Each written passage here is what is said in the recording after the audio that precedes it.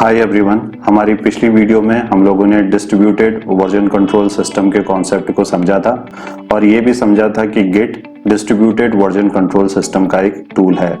इस वीडियो में हम लोग डिस्कस करेंगे कि गिट को किस तरीके से डिप्लॉय और यूज किया जाता है। अगर आप इस पूरे कोर्स को एक्सेस करना चाहते हैं तो आप इसे एनरोल कर सकते हैं हमारी वेबसाइट से। वेबसाइट का लिंक मैंने डिस्क्रिप्शन में मेंशन किया हुआ है। यहाँ पे AWS एंड अज्योर के कोर्स हिंदी में अवेलेबल हैं।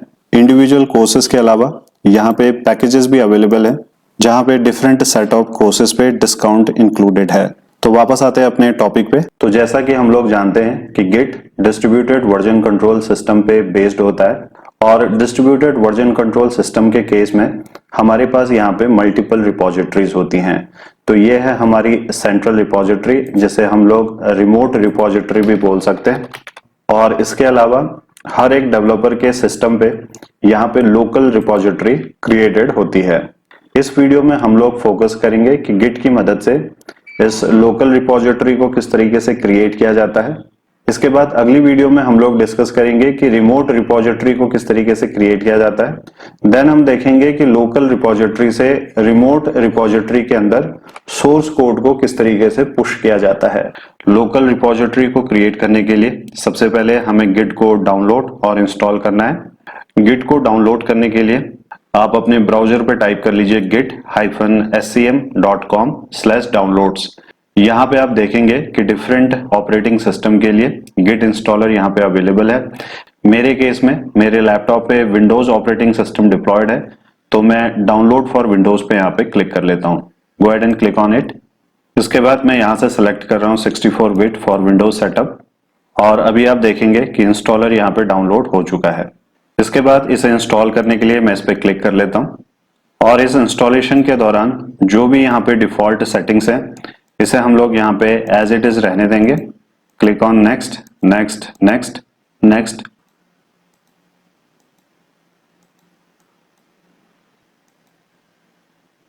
और इंस्टॉलेशन अभी यहाँ पे स्टार्ट हो चुका है।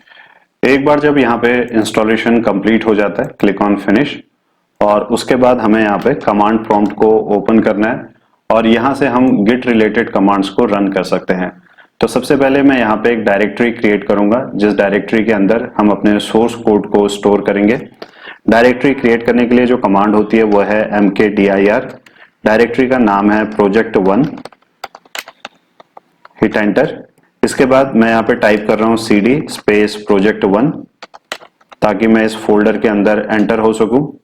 और यहाँ पे इस फोल्डर के अंदर मैं दो फाइल्स क्रिएट करना चाहता हूँ। पहली फाइल का नाम होगा file1 और दूसरी फाइल का नाम होगा file2।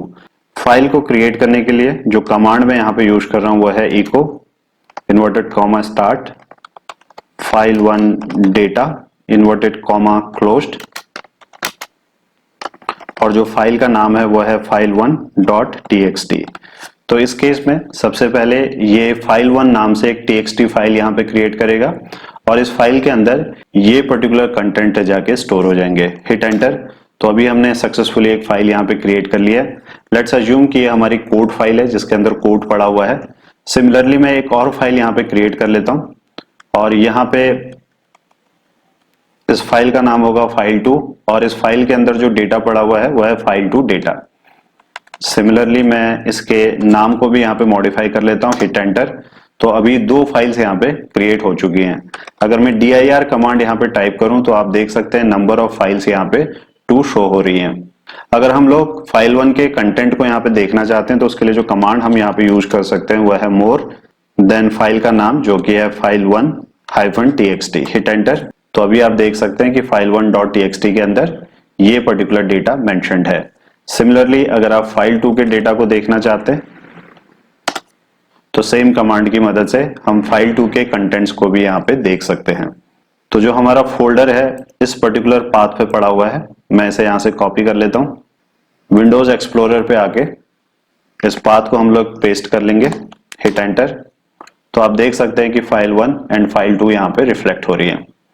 तो इस विंडोज एक्सप्लोरर को हम लोग यहाँ पे ओपन रखेंगे ताकि जो अगली कमांड्स है उन कमांड की मदद से जो जो चेंजेस यहाँ पे हो रहे हैं उसे हम लोग यहाँ पे मॉनिटर कर सकें।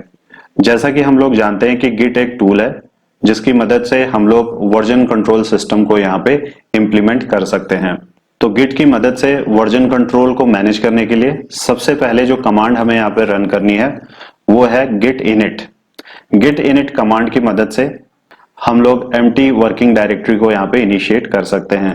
तो जो कमांड हमें यहाँ पे मेंशन करनी है सबसे पहले वो है git init, हिट एंटर। तो अभी आप देखेंगे कि यहाँ पे एक मैसेज डिस्प्ले हुआ है, इनिशियलाइज्ड एम्प्टी गिट रिपोजिटरी इन, और प्रोजेक्ट 1 का पाथ यहाँ पे मेंशन्ड है, और प्रोजेक्ट 1 के अंदर डॉट गिट नाम से एक फोल्डर यहाँ पे क्रिएट हुआ है। अगर आप अपने विंडोज एक्सप्लोरर पे यहाँ पे आएंगे तो आप देख सकते हैं कि डॉट गिट नाम से एक फोल्डर यहाँ पे क्रिएट हुआ है। इसके अंदर बहुत सारे सब फोल्डर्स एंड फाइल्स अवेलेबल हैं। अब अगला क्वेश्चन यहाँ पे यह है कि डॉट गिट फोल्डर का फंक्शन क्या होता है। डॉट गिट फोल्डर एक लोकल रिपोजिटरी की तरह यहाँ पे काम कर रहा है, एंटायर हिस्ट्री ऑफ चेंजेस को यहाँ पे मेंटेन करता है। The .git folder contains all information that is necessary for the project and all information relating commits, remote repository address, etc. तो अभी हम लोग आगे समझेंगे कि जब भी हम किसी फाइल पे कोई चेंजेस करते हैं और उन चेंजेस को करने के बाद हम उसे कमिट करते हैं तो वो चेंजेस एक कमिट नंबर के अंडर ट्रैक होते हैं, जिसे हम सिंपल फॉर्म में एक वर्जन की तरह भी समझ सकते हैं। तो इन सारे वर्जन्स की जो इन्फॉर्मेशन है वो डॉट गिट फोल्डर के थ्रू यहाँ पे मेंटेन होती है, स्टोर होती है। इसके अलावा जब हम अपनी लोकल रिपोजिटरी को किसी रिमोट रिपोजिटरी के साथ कनेक्ट करते हैं तो हमें अपनी लोकल रिपोजिटरी में रिमोट रिपोजिटरी का एड्रेस मेंशन करना होता है ताकि कनेक्शन एस्टेब्लिश हो सके। तो उस रिमोट रिपोजिटरी एड्रेस से रिलेटेड इंफॉर्मेशन भी डॉट गिट फोल्डर के अंदर ही यहाँ पे स्टोर होती है। It also contains a log that stores the commit history. तो जैसा कि अभी हम लोगों ने समझा कि जब भी हम कोड फाइल्स पे कोई चेंजेस करते हैं और उन चेंजेस को करने के बाद उसे कमिट करते हैं तो एक कमिट नंबर जनरेट होता है। तो जितने चेंजेस हम लोग करते जा रहे हैं उतने कमिट नंबर भी यहाँ पे जनरेट होंगे, और इस कमिट हिस्ट्री को ट्रैक करने के लिए लॉग फाइल्स यहाँ पे क्रिएट होती हैं, और ये सारी की सारी लॉग फाइल्स हमारे डॉट गिट फोल्डर के अंदर जाके फाइनली स्टोर रहती हैं। This log can help you roll back to the desired version of the code. तो अगर आप अपने प्रीवियस वर्जन पे रोल बैक करना चाहते हैं तो इन वर्जन्स की मदद से रोल बैक कर सकते हैं जो कि डॉट गिट फोल्डर के अंदर यहाँ पे स्टोर्ड है। इसके बाद जो अगला इंपॉर्टेंट फैक्ट हमें गिट के बारे में समझना जरूरी है वो ये है कि गिट यहाँ पे 3 लेयर आर्किटेक्चर को फॉलो करता है, जिसमें सबसे पहले हमारे पास एक वर्किंग डायरेक्टरी होती है जिसके अंदर हमारे सोर्स कोड की फाइल्स अवेलेबल हैं। अगर हम लोग चाहते हैं कि जो सोर्स कोड की हमारी फाइल्स हैं उन फाइल पे होने वाले चेंजेस को हम लोग डिफरेंट वर्जन्स के अंडर यहाँ पे ट्रैक कर सकें, तो उसके लिए हमें इन फाइल्स को यहाँ पे गिट रिपोजिटरी के अंदर कमिट करना होता है। लेकिन गिट रिपोजिटरी पे डायरेक्टली कमिट करने की बजाय सबसे पहले हम लोग इसे स्टेजिंग एरिया के अंदर यहाँ पे ऐड करते हैं, और स्टेजिंग एरिया पे ऐड करने के बाद ही हम लोग इसे गिट रिपोजिटरी के अंदर यहाँ पे कमिट कर सकते हैं। स्टेजिंग एरिया को आप एक टेम्परेरी प्लेस भी समझ सकते हैं जो फाइल चेंजेस को फाइनली कमिट करने से पहले टेम्परेरीली यहाँ पे स्टोर करता है।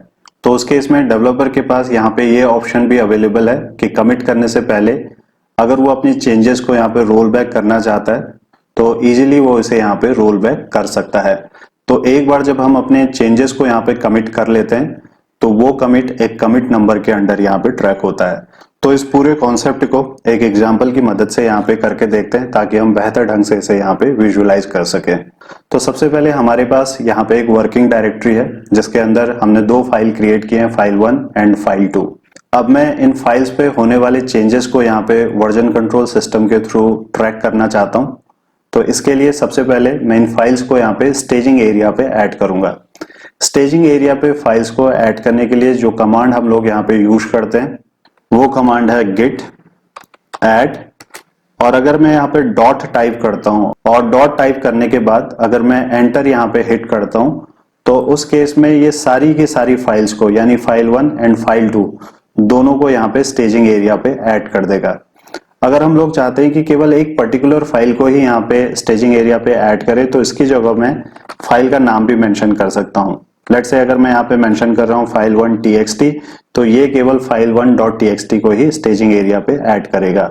तो अभी ये हमारा इनिशियल कमिट है तो मैं सारी की सारी फाइल्स को यहाँ पे वर्जन ट्रैकिंग के लिए ऐड कर रहा हूँ, हिट एंटर। इसके बाद अगर हम लोग यहाँ पे टाइप करें git space status, hit enter, तो आप देखेंगे यहाँ पे एक मैसेज डिस्प्ले हो रहा है नो कमिट्स येट, क्योंकि अभी तक हम लोगों ने कमिट नहीं किया है, जो भी हमारी फाइल्स हैं अभी करंटली स्टेजिंग एरिया में हम लोगों ने ऐड की हैं। और साथ ही साथ ये बता रहा है कि दो फाइल्स को हमने ऐड किया हुआ है, new file file1.txt, new file file2.txt। अब अगर मैं फाइनली इन फाइल्स को यहाँ पे कमिट करना चाहता हूँ गिट रिपोजिटरी के अंदर, तो उसके लिए जो कमांड हम लोग यहाँ पे यूज करेंगे वो होगी git स्पेस कमिट। और इस कमिट के साथ कोई लेबल ऐड करने के लिए मैं यहाँ पे टाइप कर रहा हूँ -m inverted comma start. Let's say मैं यहाँ पे मेंशन कर लेता हूँ वर्जन 1। इन्वर्टेड कॉमा को क्लोज करने के बाद हिट एंटर। तो अभी हमने सक्सेसफुली यहाँ पे कमिट को एग्जीक्यूट कर लिया है। अब अगर मैं फिर से गिट स्टेटस कमांड को यहाँ पे रन करूं, हिट एंटर, तो आप देख सकते हैं कि ये आपको शो कर रहा है नथिंग टू कमिट। तो जैसा कि हम लोगों ने पहले भी डिस्कस किया था, जब भी हम किसी चेंज को यहाँ पे कमिट करते हैं तो उसके साथ एक कमिट नंबर भी यहाँ पे ऐड होता है। अगर हम इस कमिट नंबर को देखना चाहते हैं तो उसके लिए जो कमांड है वो है Git space log hit enter. तो आप देखेंगे कि एक कमिट नंबर यहाँ पे जनरेट हुआ है। साथ ही साथ यहाँ पे ऑथर पे मेरा नाम और मेरा ईमेल एड्रेस भी रिफ्लेक्ट हो रहा है और इसके अलावा डेट और टाइम भी यहाँ पे मेंशन्ड है।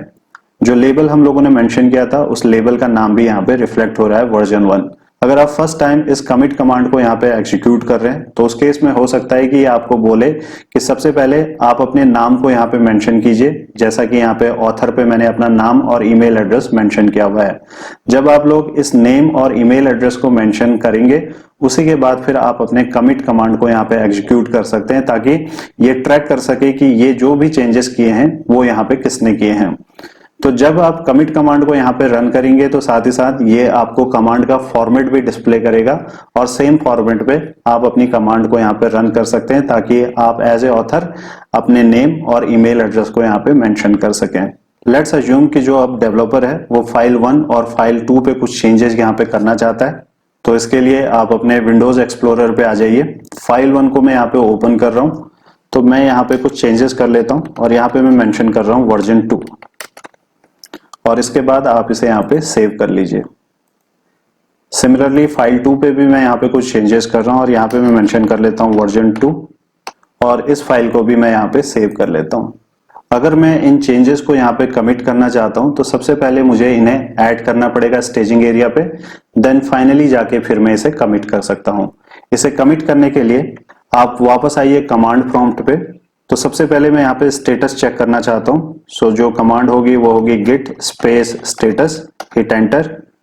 तो ये आपको बता रहा है कि दोनों फाइल1 और फाइल2 यहाँ पे मॉडिफाई हुई है और साथ ही साथ ये आपको ये भी बता रहा है कि no changes added to commit.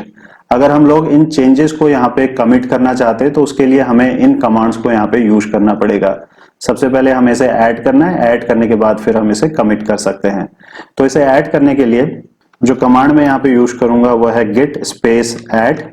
इस बार मैं डॉट की जगह फाइल का नाम यहाँ पे मेंशन कर रहा हूँ .txt, हिट एंटर।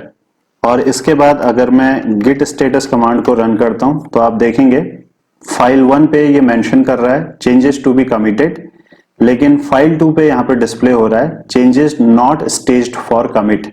यानी फाइल2 को सबसे पहले मुझे स्टेजिंग एरिया पे ऐड करना होगा। तो इसके लिए भी सेम कमांड को हम लोग यूज कर लेते हैं गिट स्पेस ऐड और जो फाइल2 का नाम है उसे मैं यहाँ पे मेंशन कर लेता हूँ, हिट एंटर। इसके बाद अगर दोबारा आप गिट स्पेस स्टेटस कमांड को रन करेंगे तो अभी ये बोल रहा है कि दोनों की दोनों जो फाइल्स हैं वो यहाँ पे स्टेजिंग एरिया पे ऐड हो चुकी हैं, केवल उन्हें कमिट करना बाकी है। तो अगर मैं अब इसे यहाँ पे कमिट करना चाहता हूँ तो जो कमांड मैं यहाँ पे यूज करूंगा वो होगी गिट स्पेस कमिट -m और एक लेबल में यहाँ पे मेंशन कर लेता हूँ जो कि है वर्जन 2, हिट एंटर। तो सक्सेसफुली जो भी चेंजेस हम लोगों ने किए थे उसे मैंने यहाँ पे कमिट कर लिया है। और अब अगर मैं कमिट नंबर को यहाँ पे देखना चाहता हूँ तो जो कमांड होगी वो है Git space log hit enter. तो आप देखेंगे कि यहाँ पे दो कमिट नंबर हैं। पहले कमिट नंबर के आगे वर्जन 1 मेंशन किया था हम लोगों ने और दूसरे कमिट नंबर के आगे यहाँ पे वर्जन 2 रिफ्लेक्ट हो रहा है।